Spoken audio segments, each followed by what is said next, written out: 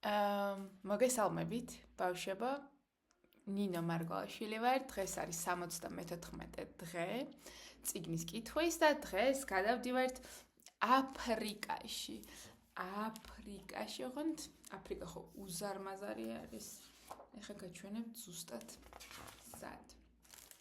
აი მაგალითად ეს არის აფრიკის უზარმაზარი კონტინენტი და აფრიკის დასავლეთ ნაწილში არის ესეთი გამბია ქვეყანა და ეგ მიაზომებენ. აი ეს წითელი გამბია. წიგნის ავტორი არის მირანდა პოლი და ილუსტრაციები ეკუთვნის ელიზაბეთ ზუნონს. წიგნის სათაური არის ერთი პოლიეთილენის, ანუ ცელოფნის პარკი. და ეს არის ამბავი გამბიის ქალებზე და ისატო სისაიზე, რომლებმაც აი ამ პარკებისგან ერთიადი პარკები გადაამუშავეს და რაღაც ახალი გააკეთეს, რომ დახმარებოდნენ დედამიწას, ყველა ცოცხალ არსებას. ესეთი პარკები ხო გინახავთ? ყველა მაღაზიაში რაღაცას რო ყიდულობ, ესეთ პარკებში გვიდებენ ხოლმე. პოლიეთილენის პარკი. მე არ ვცხოვრობ თბილისში. თბილისიდან ცოტათი მოშორებით ვცხოვრობ და ყოველ დღე, როდესაც ამ გზას გავდივარ, მთაზე ვართ ჩვენ.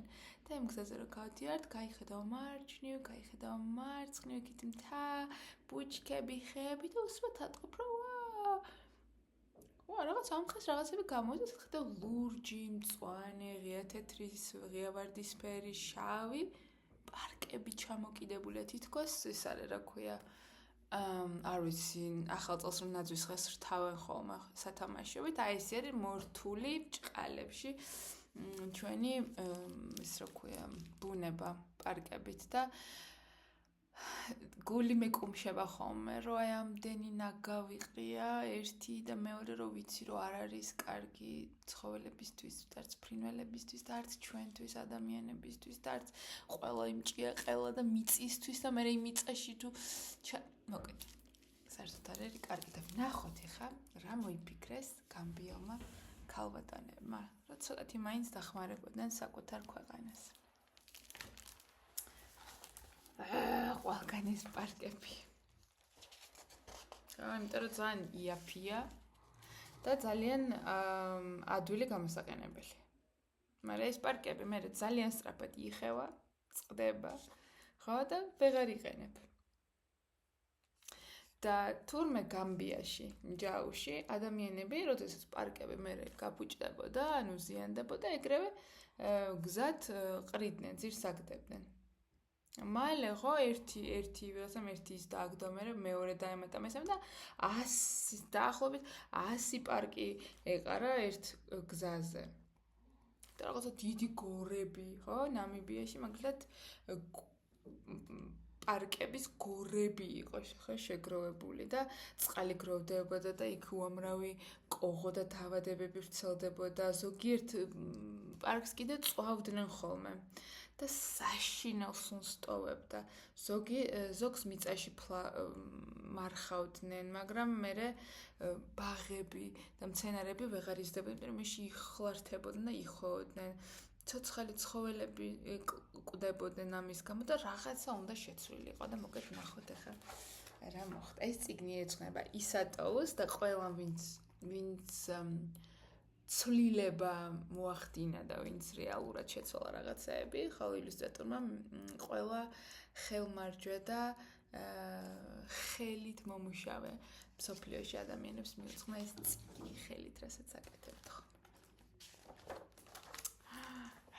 ახლა ანახავთ აბსოლუტურად სხვანაირ ტანიშსამოს ხო, სხვა ხილის თუ საჭმლის სახელებს და ეგ არის ყველაზე საინტერესო, რაც წიგნებიდან შეგვიძლია გავიგოთ ხოლმე, რომ სად რა ხდება, რა განსხვავება არის. ჯაუ, გამბია. ისატოუ, ეს ამ ქალბატონის სახელია. ნიკა პაწეული მოდის. სქელი წვიმის წვეთები მის შიშველ კლავებზე ეცემა.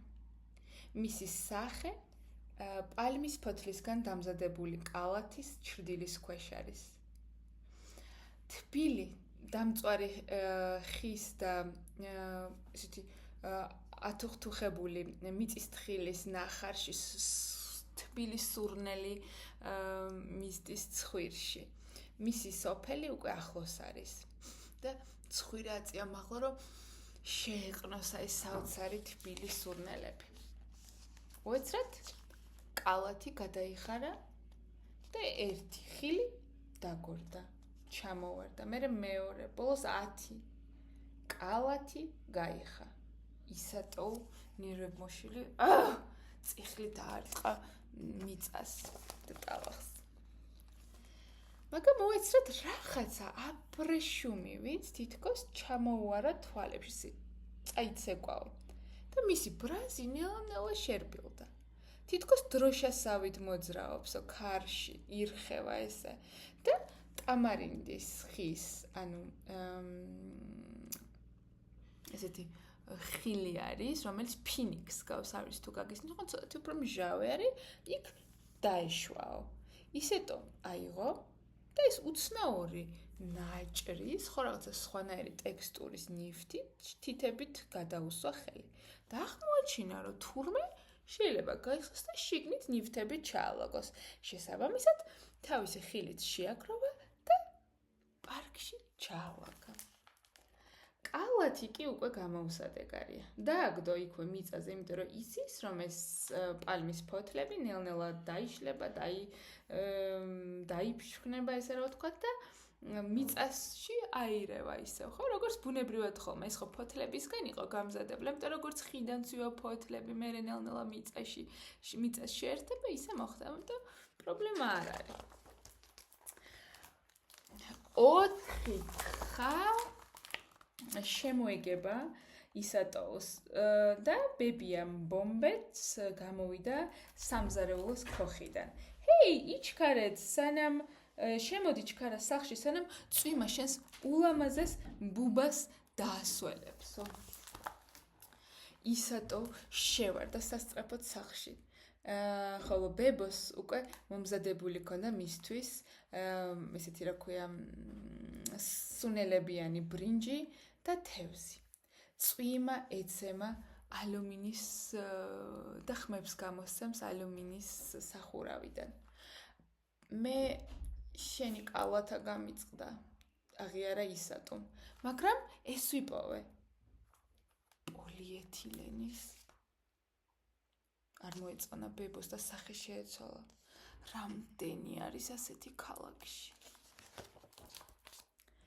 ყოველ დღე, დღიდან დღემდე ისატომ უკვე აღმოაჩინა, რომ მეზობლები ნივთებს სხვადასხვა ფერის ლურჯი, ღია ფერის ლურჯი, ან შავ ეს ერთჯერადი პარკებით გადაქონდათ ნივთები. ბავშვები ხურებენ წყალს და ასევე ჰიბისკუს მცენარისგან დამზადებულ წითელ სასმელს ამ სუფთა პარკების ნახვრეტებიდან პარკებში ჩასხავენ, თავს წაუგენ და აქედან შესრუპავდნენ. ბაზარშიც, ხო? აი ეს თქვა საწუწნი კანფეტები რეალურად შეფუთული არის პლასმასის პოლიეთილენის პარკებში. ფერები ლამაზია, ფიქრობს ისატო. და აქანავებს თავის ჩანთას, პლასმასის ჩანთას, ესე მაღლა დააბლა. უეცრად სახელური გაწყდა. ერთი ფურცელი გადმოვარდა, მერე 2, მერე 10 გადმოიყარა. ისატო დაფერთხა ქვიშა ფურცლებიდან.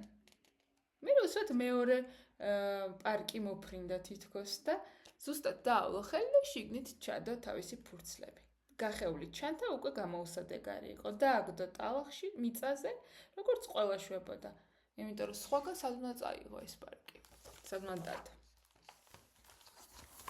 ყოველ დღე ხო, ანუ რომ გაივლეს ის პარკი, რომელიც იქ დააგდო, ისევ იქ არის. ერთ პარკს ემატება მეორე. მერე გახდა 10, მერე გახდა 100. პოლიეთილენი უკვე ლამაზი აღარ არის, ფიქრობს ისეთო. მისი ფეხუჩები უფრო სუფთა ადგილას ცდილობს, რომ გაიაროს. და ფიქრიც თან დაჰყვება. გავიდა წლები და ისატო უკვე ქალი გახდა. თითქმის ვეღარ სამჩნევს იმ სიმახინჯეს, რომელიც მის გარშემო ნელ-ნელა იზრდება. სანამ ეს სიმახინჯე არ იპოვის თავად მას. ხო, რამდენია, რომ ქუჩაში გადავიდა, ვერც კი ვამჩნევთ ესენი, რომ ყრია. თითქოს ჩვეულებრივი რამ არის, მაგრამ ერთ დღესაც რაღაც მოხდა. ისატომ გაიგო, თხა, როგორ ტიროდა, ყვიროდა, ბღაოდა და ბებოსკენ გაიქცა. ბებო, რატო არის დაბმული? სად არიან სხვა თხები? შიგნით ყასაბი, რომელიც ცხოველებს კლავს და მერე ხორცს ყიდის, ხო? რომ ხორცი მივირთვათ ოჯახებში. დაბალი ხმით საუბრობს. ძალიან ბევრი თხა ჭამდა ამას. რას? პარკებს. ეს პარკები შიგნით ნაწლავებში იხლართება და მერე ცხოველები ვეღარ გადარჩებიან ხოლმე. ახლა თქვენი 3 თხა და კიდევ სხვა უამრავი თხა სოფელში გარდაცვლილია. ბები ამბომბეს თავისი ძლიერი მხრები დაუმძიმდა და ჩამოუვარდა. ისატოვ ახლა ძლიერი უნდა იყოს და რაღაც უნდა გააკეთოს. მაგრამ რა? წარმოიდგინეთ, თხები რისთვის იყო საჭირო, ხო? და რატო ყავთ საქონელი სახლში? იმიტომ რომ კვებავს, იმიტომ რომ ყოველდღე რაც გვჭირდება, რომ ენერგია გქონდეს, რომ თქვენ დილით გაიღვიძოთ და ფხიზლები იყოთ და დაპურდეთ, ხო? და გადარჩეთ, აი ეს თხები იყო, ამათვის ეს და წარმოგიდგენთ 4 თხა ყავდათ და ეხლა всё, 3 აღარ ყავთ და 1 დარჩა და საფრთხე კიდე არის, რომ ის იმ თხასაც შიგნით ნაწლავებში არ გადაეხლართოს და არ მოკვდეს, ხო? ისატოს ფეხები ნელ-ნელა ძველ მახინჯ გზასთან მივიდა. ნაგვის დიდი გროვა ისეთივე განიერი არის, როგორც მაგალითად ბებოს სამზარეულო ქოხი. კოღოები აი ბინძური წყლის გუბეებთან დაფრინავენ. პლასმასის და პოლიეთილენის დამწვარი პოლიეთინელებიდან, პოლიეთინელის ჩანთებიდან საშინელი სუნი მოდის და ცხვირს გიწოვს. ფეხები უკან გაიწია. თხები დარბიან აქეთ-იქით. ცდილობენ, რომ ამ ნაგავში საკვები იპოვონ. ისატოს ფეხები შეჩერდა.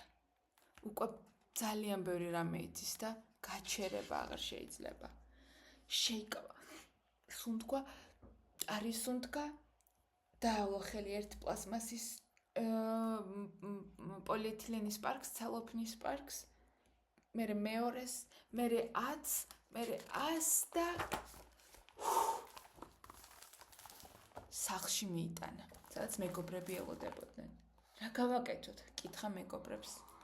მოდი გავრეცხოთ, თქვა ფატიმამ. და ომო, ანუ საპონი ამოიღო. მაგრამ აიღო ეს ვედრო, ქართული სიტყვა დამავიწყდა. და ინჩამ კიდე წყალი მოიტანა ჭიდან. პეგიმ სამაგრები აიღო და გარეცხილი ჩანთები და პარკები გაფინა თოქზე. პარკები შრება და ისატომ დაინახა, რომ მისი თავისი დაიკო ყაისნაღით ქსოვდა. შეგიძლია მასწავლო? ვაუ, კი, უპასუხა დამ. და აჩვენა თვლები, როგორ უნდა გამოიყვანო ყაისნაღით. შემდეგ გადასცა ეს მეტალის თვითონ ყაისნაღი, ხო, რითიც უნდა მოქსოვო. ისატოს თითები დაკავდა. შეუყარა, გამოუყარა, შეუყარა, გამოუყარა. მერე ახლიდან, ხო? ჯერეჯეფ, მადლობაო. რა ხდება? ისატომ იპოვა ცოცხი, ხო? და საკუთარ იარაღს ინსტრუმენტს თლის ახლა ხისგან.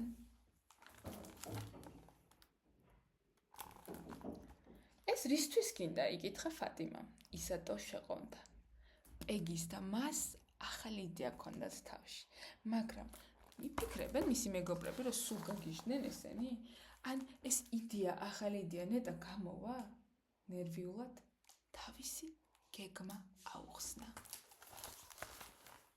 ესე იგი, შავი ცელოფნის პარკი დაჭარე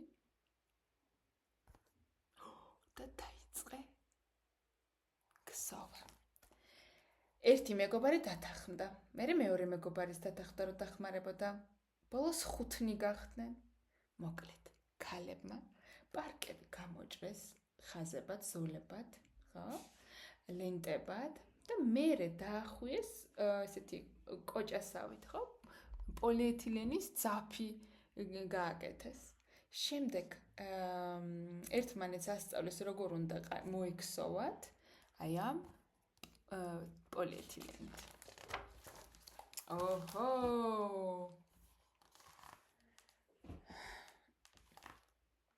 ნაკალიგეიბე, იკითხა ბებიამ. ანუ როგორ მიდის, როგორ მუშაობთო? დანკა ნიშნავს ნამიბიურ ენაზე ნელა.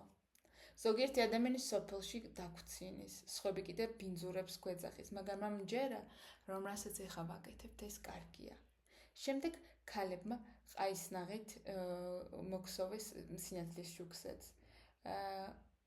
იმ ადამიანებისგან შორს, ვინც მათ დასცინოდა და აბუჩად იგდებდა. ხო, ანუ საიდუმლოდ აკეთებდნენ. ანუ ხალხში, აი სახში გარეთ რომ დამძდარყო, მას ვერ აკეთებდნენ, რომ ხალხი დასცინოთ, რომ ფუ ნაგვიდან აიღეთ პარკები, ფუ რეებს აკეთებთ და ნახეთ რა გამოვიდა. სანამ ერთ დილასაც ეს საიდუმლო აღარ იყო. ხელები უკვე დასიებული იყო და ესეთი დაღლილი. ისატომ შეაგროვა ეს ჩანთები, გადამუშავებული ჩანთები და საფულები და წაიღო ქალაქში. ერთმა ადამიანმა დასცინა. მერე 2-მა, მერე 10-მა. და მერე ერთმა ქალმა დალასის ხურდები მაგიდაზე დადო. დალასი ჩვენთან ხო არის საქართველოში, ფული ლარი.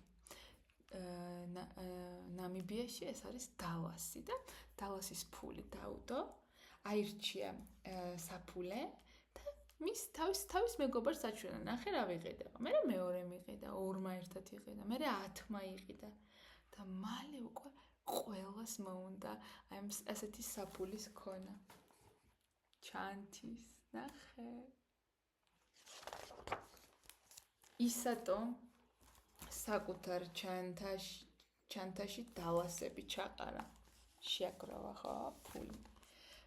შეკრა ელვით და სოფელში წავიდა სახლში, რომ ბებოსთვის შეეტყობინებინა, რომ საკმარისი ფული მოიპოვა ახალი თხის საყიდლად.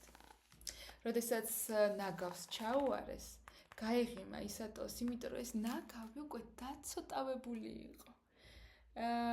თავს ეუბნება, რომ ერთ დღესაც ეს ნაგავი გაქრება და ჩემი სახლი ისევ ლამაზი გახდება. და ერთ დღესაც მართლაც ასე მოხდა. დასასრული. აი ნამდვილი ქალბატონები ნამიბიიდან, რომლებიც სხვების დახმარებით, ევროპიდან და ამერიკიდან, მე მგონი,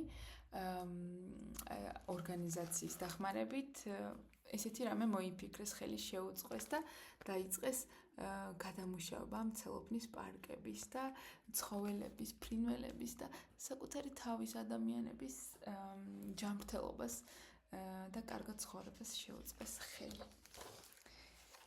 აი ეს ქალბატონები შვილებთან ერთად მივიდოდნენ ხოლმე და ქსოვდნენ. ბიზნესიც გააკეთეს. აი ისატოს ისაი. აი ეს იყო ეს ქალბატონი. სუპერ. დასასრული. ისატოს სიტყვები არის. ხალხს ეგონა, რომ მე ძალიან ახალგაზრდა ვიყავი და რომ ქალები ვერ გახდებოდნენ ლიდერები. მე მათი ეს სიტყვები გამოწვევად მივიღე. რა კარგი ჩელენჯიაო. უფრო მეტი ძალა მომცეს იმ ადამიანებაო. და მე პრობლემებზე კი არ დავიწყე ლაპარაკი და ეს გამოსავალზე დავიწყე და გამოსავალს ვაჩვენებო ხალხს. ეს იყო და ეს